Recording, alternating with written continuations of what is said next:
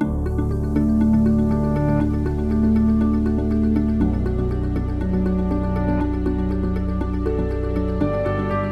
afternoon.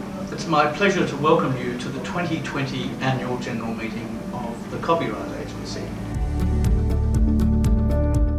As we have a quorum present, I now formally declare the meeting open.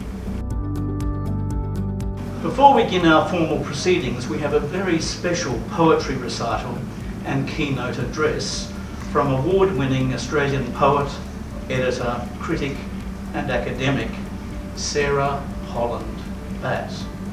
I was asked to speak today about the importance of Australian poetry. Even those who aren't regular poetry readers turn to it when they need it, after births and deaths, during times of heartbreak, at weddings and at funerals. And this year, in the stress of lockdown, where readers were seeking consolation and the intimate contact with the intellect and thoughts of another, they turned to poetry again. I want to wake in the lagoon of the sky, where sunlight binds the mutilated palm tree dawn like duct tape, an aerial shot rolling and rolling out of town in the muffled trunk of a brown panel van along the death roads, the desert roads, the hairpin turns, California, the desert silvering in my eye like a coyote. I want to swim in the jewel jade pool of your lonesome foothill vowels, stretch out under the mirroring clouds like a million rooftop deck chairs, feel that blankness unfurl in my mind like luxury, California, your beautiful blankness, your sheen. As you know, I am the chair of Copyright Agency's Board of Directors. As such, I am appointed by the board and under the constitution of the agency to chair this meeting.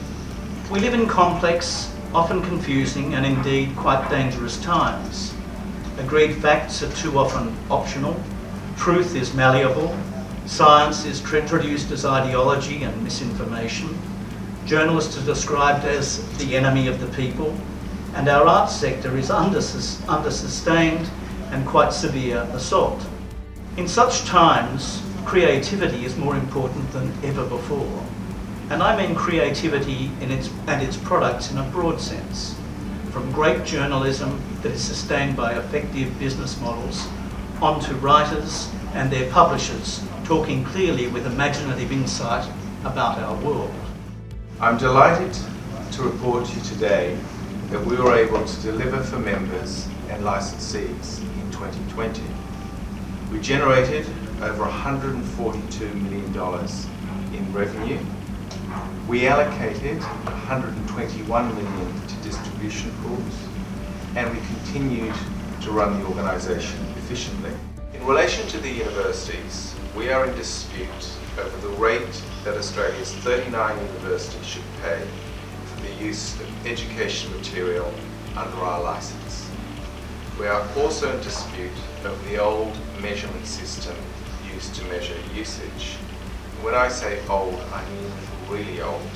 Some of it is up to 30 years old, and other elements of it are up to 20 years old. That concludes the business of the 2020 Annual General Meeting.